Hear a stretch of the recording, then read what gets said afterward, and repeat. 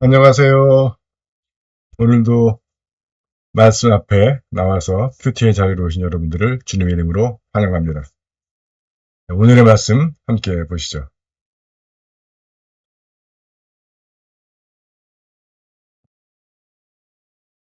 오늘의 예시는 누가복음 5장 17절에서 26절의 말씀.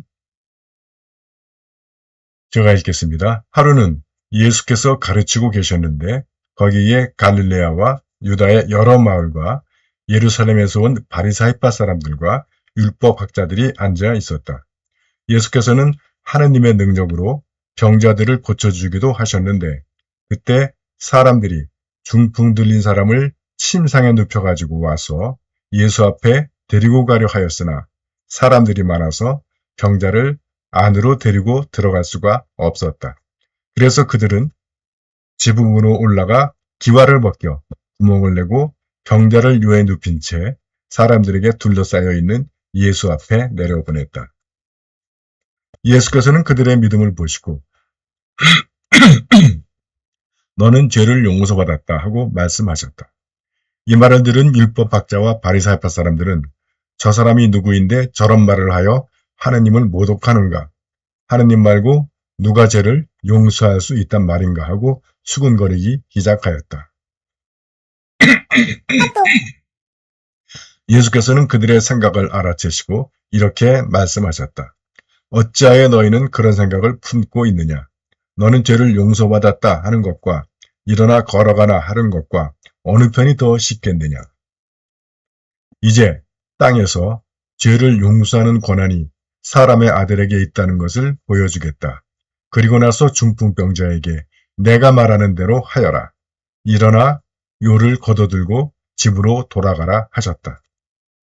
그러자 병자는 사람들이 보는 앞에서 벌떡 일어나 깔고 누웠던 요를 걷어들고 하느님을 찬양하며 집으로 돌아갔다. 사람들은 모두 놀라 하느님을 찬양하면서도 마음은 두려움에 쌓여 우리는 오늘 참으로 신기한 일을 보았다 하고 말하였다. 자, 그 큐티 팁을 따라서 관찰, 해석, 적용 6가원칙에 따라서 한번 뽑아봅니다. 첫 번째 관찰, 무엇이 쓰여 있는가? 언제? 특정한 날이 아닌 그냥 어느 하루. 어디서? 역시 개인집인데 그냥 어느 개인집으로 나옵니다. 대신에 이 등장인물이 많아요. 누가? 중풍병자가 등장하고 들고 온 사람들이 등장하고 또 집주인 있고 바리새인과 율법학자 그리고 기타 여러분, 물론 예수님도 계시고. 무엇을 하냐면 예수님은 가르침과 치유를, 친구들은 먼 거리를 이동해 와서 길이 막히자 지붕을 뚫고 집주인은 그걸 허락하고 반면에 바리새인과 율법학자들은 자신의 전문성에 비춰서 주님을 책망하고 그리고 기타 여러분들은 사태를 관망하고 놀라기만 하고 자기도 모르는 채 환자가 예수께 가는 길을 막고 어떻게 친구들을 길이 막히자 지붕을 뚫고 예수님은 그런 그들을 보고 너는 죄를 용서받았다. 근데 이 말은 하나님만이 할 수 있는 말입니다. 그러자 전문가들은 이제 수군거리죠. 하나님만이 할 수 있는 말을 예수님이 하니까. 그다음에 집주인은 환자가 주님께 가는 길을 허락합니다. 지붕을 뜯는 것까지도 허락을 하죠. 기타 여러분은 앉아있으므로 이 자리에 참석을 하는데 결과적으로 다른 사람이 주님께 가는 길을 막는 역할을 하게 되죠. 왜? 예수님은 죄를 용서하는 권한이 사람의 아들에게 있다는 것을 보여주려고 집주인은 어차피 주님을 위해서 내어준 집, 지붕을 뜯은들 어떠랴 하는 심정이었던 것 같습니다. 전문가들은 자신들의 전통과 상식, 이성과 경험에 맞지 않아서 그랬던 것 같기도 하고 또는 자신들의 권위가 무너질까봐. 자, 해서 그것은 무슨 의미인가? 첫 번째로 때와 장소가 적시되지 않은 이유는 이런 일은 일상에 속하기 때문인 것 같습니다. 그래서 실제로 복음서에는 치유 사건이 많이 나오지만 또 그럴 때마다 그 율법학자와 바리새인들 또 사두개인들과의 논쟁을 하는 기사들이 많이 있습니다. 일상이라는 거죠. 예수님 사역에서. 두 번째로 예수 앞에 모여온 사람들. 그 중엔 진심이 아니라 평가하고 트집 잡기 위한 사람도 있다. 세 번째로 환자를 메고 온 사람들의 노고. 그리고 그들은 길이 막히자 또 새로운 길을 뚫습니다. 세 번째로 군중들. 주님 앞에 앉아 있으면 나도 모르는 새 다른 사람에게 방해가 된다. 그리고 집주인. 이왕 주님이 쓰시기에 내어 놓았으면 지방 뜯는 것도 허락하는. 다섯 번째, 전문적 지식이 전문가들을 주님께 오는 곳을 방해할 수도 있다. 적용, 그것은 무슨 의미인가? 가르침과 치유가 주님의 일상이라면 나는 생활 속에 주님의 가르침과 치유를 경험하는가? 그래서 우리는 매일 말씀과 묵상, 큐티의 자리로 오신 여러분들은 제대로 오신 거예요. 그래서 우리 무릎 꿇자. 나는 주님 앞에 청정자로 왔는가 아니면 평가자로 와 있는가? 길이 막히자 지붕을 뚫는 사람들.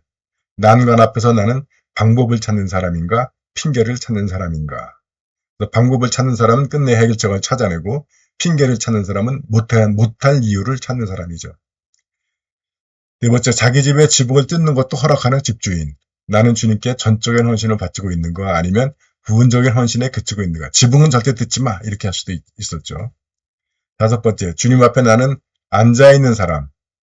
저는 이걸 군중의 영성이라고 부르는데 뭐 서 있기도 하죠. 어쨌든 주님 앞을 가로막아서 다른 사람이 주님의 길을 가는 것을 무의식 가운데 막는 사람들입니다. 이게 바로 군중의 영성, 군중의 신앙입니다.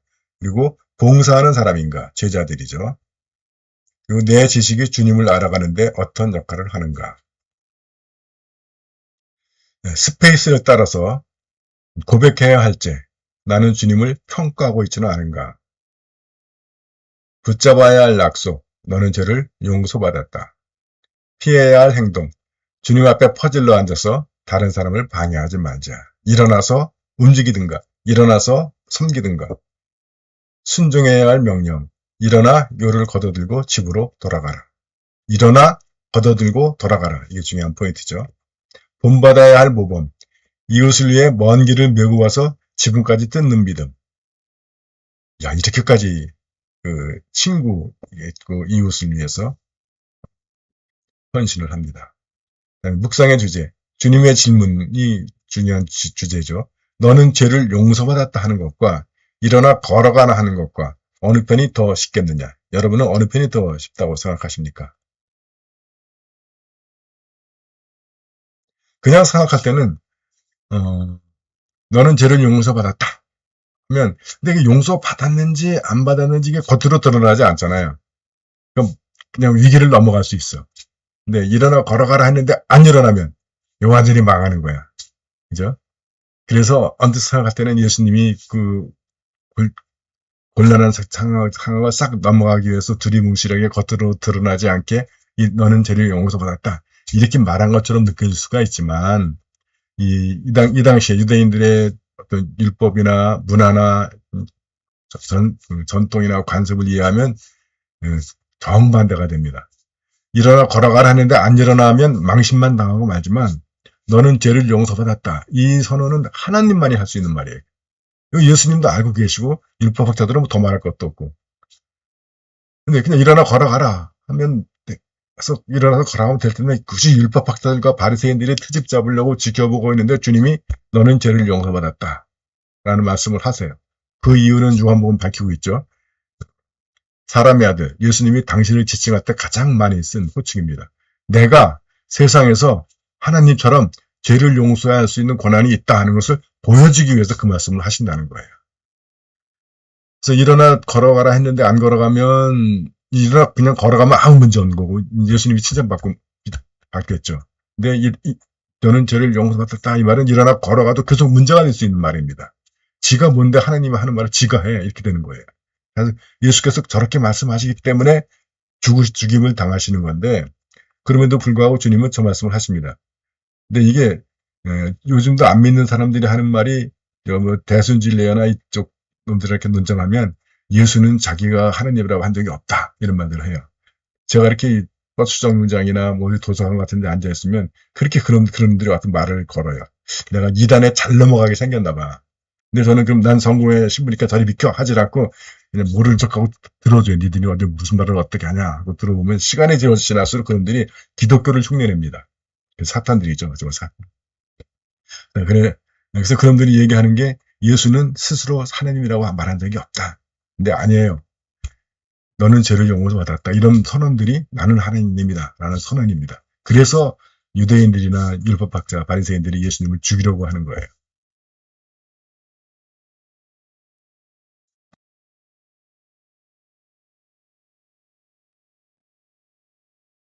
자, 오늘의 과제입니다. 오늘의 과제는 마르코복음 1장 16에서 20절 첫 번째 제자를 부르신 장면입니다. 제가 읽겠습니다. 예수께서 갈릴레아 호숫가를 지나가시다가 호수에서 그물을 던지고 있는 어부 시몬과 그의 동생 안드레아를 보시고 나를 따라오라. 내가 너희를 사람 낚는 어부가 되게 하겠다. 하고 말씀하셨다. 그들은 곧 그물을 버리고 예수를 따라갔다.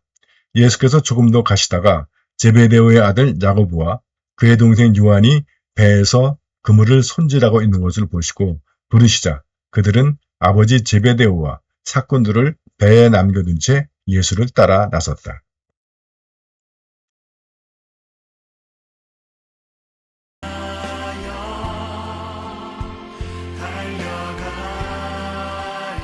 예, 오늘은 여기까지입니다. 여러분 기억하십시오.